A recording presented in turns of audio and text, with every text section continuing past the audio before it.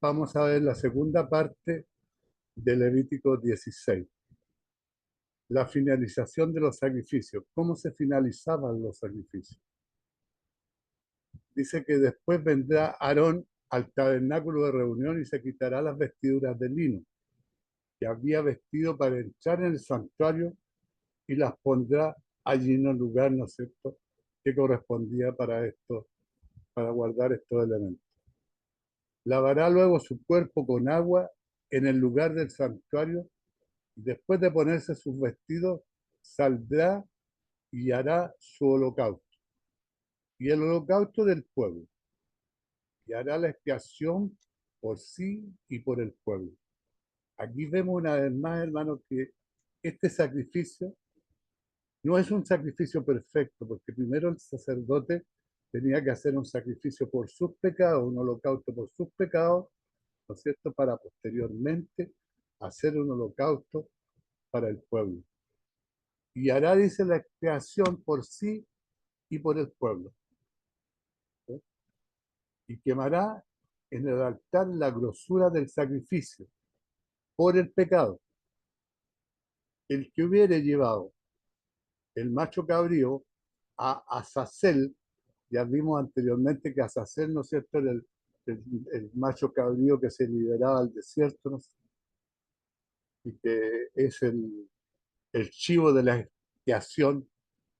Lavará, dice, sus vestidos, lavará también con agua su cuerpo y después, hermano, entrará en el campamento y ¿qué harán? Sacarán fuera del campamento el becerro y el macho cabrío inmolado, muerto por el pecado, cuya sangre fue llevada al santuario para hacer la expiación.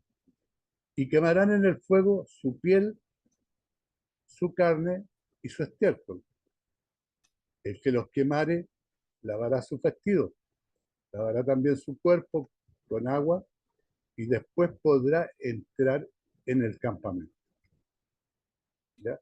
Una vez que lave su cuerpo, ¿no es cierto?, su ropa con agua en el lugar del santuario, después de liberar al chivo expiatorio, el sumo sacerdote y el que liberó al chivo expiatorio también tienen que lavarse y la ofrenda por el pecado y el holocausto se completaba.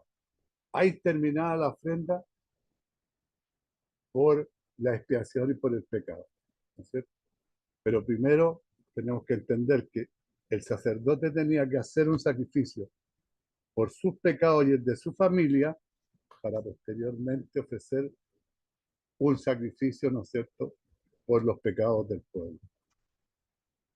Dice que después tiene que quitarse las vestiduras de lino, ¿no es cierto?, que había vestido durante la ceremonia, ¿no es cierto? Después se ponía sus vestidos propios. Cuando la expiación terminaba, el sumo sacerdote salía del tabernáculo en gloria, con las vestiduras humildes quitadas y con sus ropas normales para la gloria y la belleza. En el día de la expiación, el sumo sacerdote era humilde. Levítico 16:4.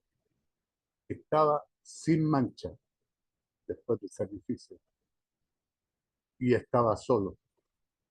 Y salió victorioso, ¿no es cierto? Cada uno de estos aspectos, hermano, fue perfectamente cumplido por Jesús el Mesías en la realización de la última obra de expiación, en la obra de expiación perfecta, donde Él no tuvo que matar un animal, no tuvo que hacer un sacrificio antes por sus pecados, sino que solamente ofrecer su sangre por nuestros pecados. Ese es el sacrificio más grande que se conoce en la historia del mundo y en la historia de la Biblia. La obra de Cristo por nosotros, para que fuésemos salvos. Lo que el pueblo hacía en el día de la expiación, y esto tendréis que, decía, y esto tendréis por estatuto perpetuo, lo que le mandó el Señor, en el mes séptimo, a los 10 días del mes afligiréis vuestras almas y ninguna hora haréis, ni el natural, ni el extranjero que more entre vosotros. porque en este día se hará expiación por vosotros y seréis limpios de todos vuestros pecados delante de Jehová, día de reposo para vosotros, y afligiréis vuestras almas, ese estatuto perpetuo. Afligiréis vuestras almas, dice, a diferencia de otros días nacionales, hermanos, de reunión, el día de la expiación era un día para afligir las almas, es decir, era un día de ayuno, un día de descanso, un sábado de descanso solemne.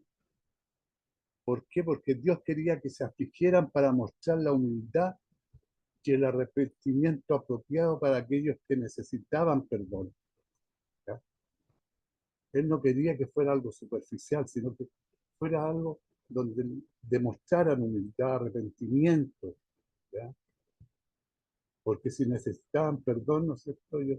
Dios quería verlos arrepentidos. También era una identificación con el sacrificio por el pecado. Afligir el alma hizo que el israelita se compadeciera de las víctimas del sacrificio. Así como el creyente se identifica con Jesucristo en la cruz, ¿cierto? Así el sacerdote se identificaba, ¿no es cierto?, con la víctima del sacrificio. Afligiréis vuestras almas. La amonestación ha sido tradicionalmente, hermano, tendía para referirse al ayuno. Ellos practicaban en ese día el ayuno.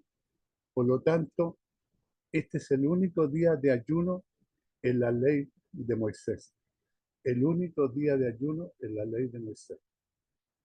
Los judíos modernos, hermanos, que celebran el día de la expiación, que todavía lo celebran el día de Yom Kippur, normalmente ayunan ese día.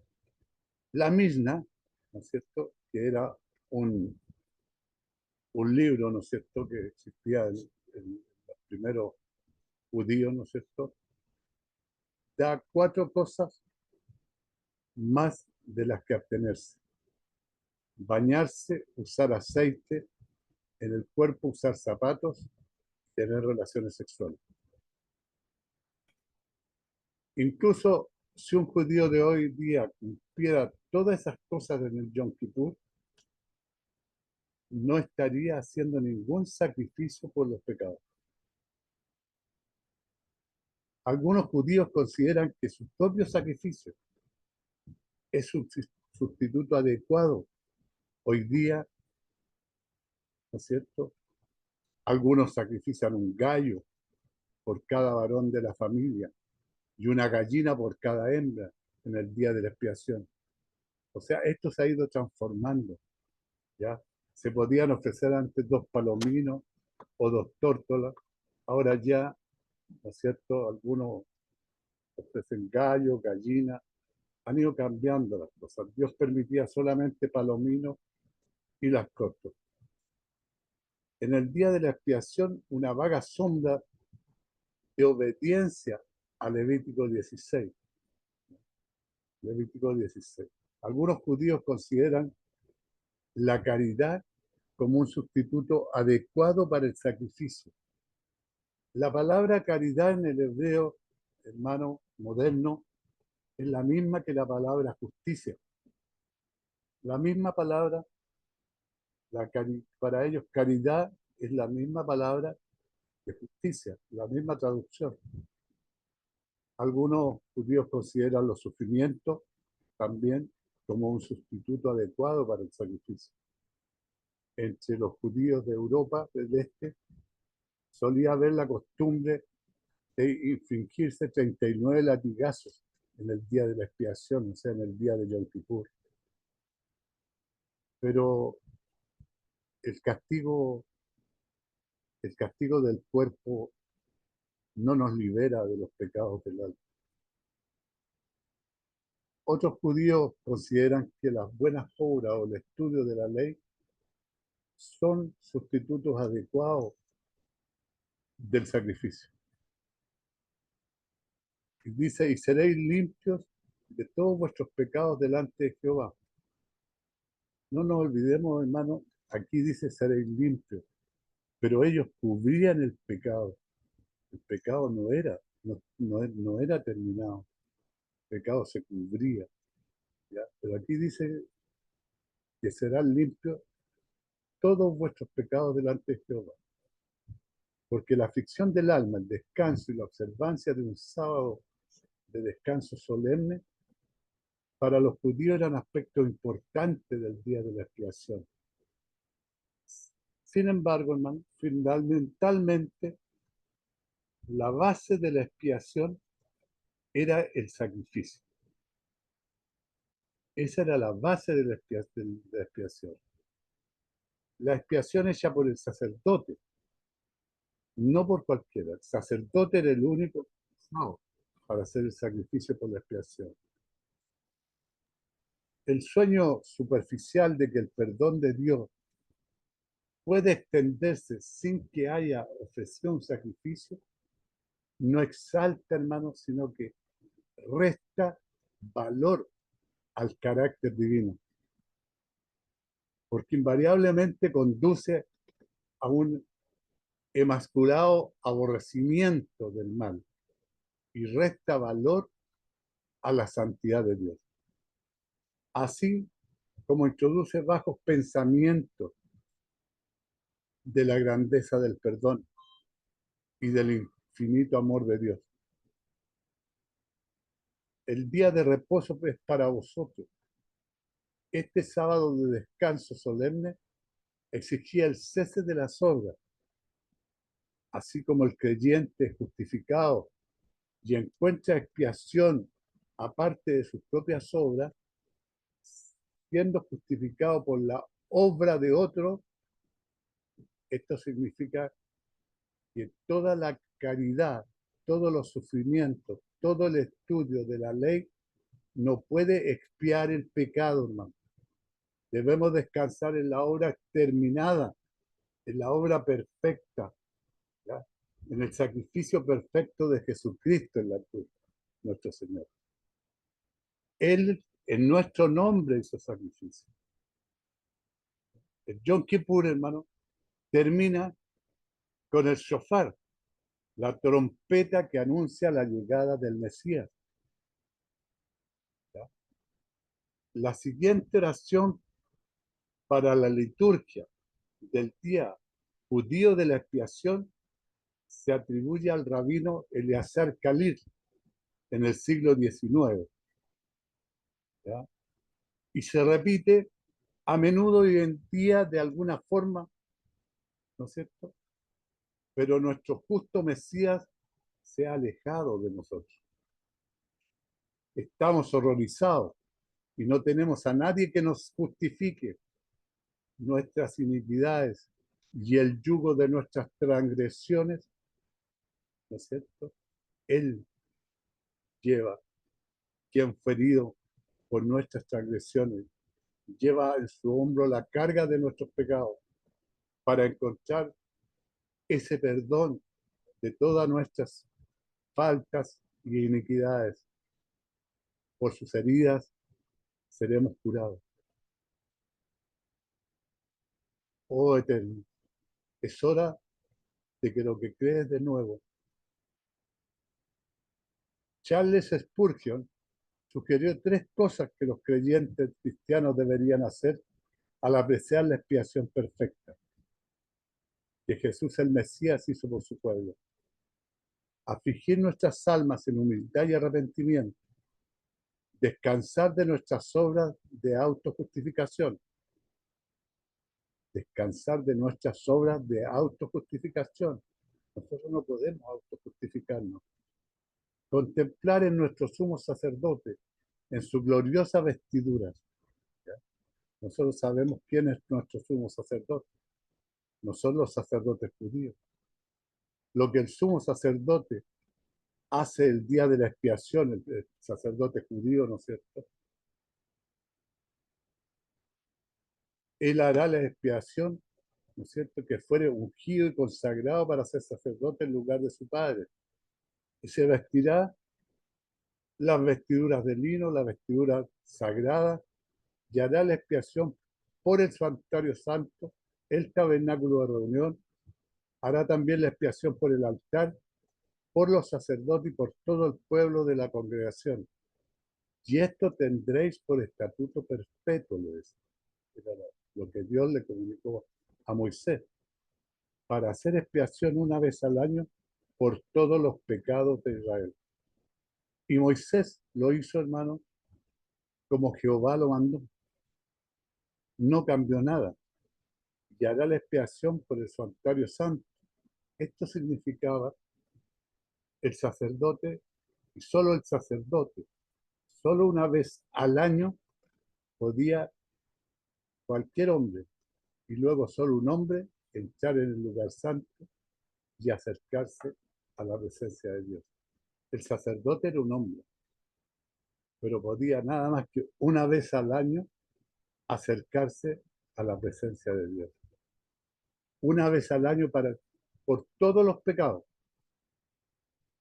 A este resumen de lo que se describió anteriormente en el capítulo, se le recuerda que esto se debe hacer una vez al año. Cada año tras año, esta expiación tiene que hacerse demostrando que nunca se completó nuevamente un sacrificio incompleto. ¿Ya? En cambio, Jesús proporcionó una obra terminada, hermano, porque no entró Cristo en el santuario hecho de mano, figura del verdadero, sino en el cielo mismo para presentarse ahora por nosotros ante Dios. Y no para ofrecerse muchas veces, como entra el sumo sacerdote en el lugar santísimo, cada año con sangre ajena. Cristo entró con su propia sangre, hermano. Fue su propia sangre la que se derramó. No la sangre de un animal, no la sangre de otra persona. La sangre de Hijo de Dios se derramó por nuestros pecados. De otra manera, le hubiera sido necesario padecer muchas veces desde el principio del mundo, ¿ya? Porque Cristo ha sido inmolado desde la fundación del mundo, ¿no? Pero ahora, en la consumación de los siglos, se presentó una vez más para siempre por el sacrificio de sí mismo para quitar de en medio el pecado y de la manera que estaba establecido para los hombres. Que mueran una sola vez y después de esto el juicio. Así también Cristo, hermano, fue ofrecido una sola vez para llevar los pecados de muchos y aparecerá por segunda vez sin relación con el pecado. No va a tener relación con el pecado y va a aparecer por segunda vez para salvar a los que le esperan, a los que le esperamos. Hebreo, para nosotros no hay que esperar un día anual de expiación, hermano. No tenemos que esperar con el pecado sin resolver durante una hora, un día o una semana. Debemos resolverlo humillándonos ante Cristo. Nuestro sacerdote reside en lo más sagrado y tenemos acceso allí a través de él en todo momento. No necesitamos un día ni un momento especial para acercarnos a él o para acercarnos a Dios.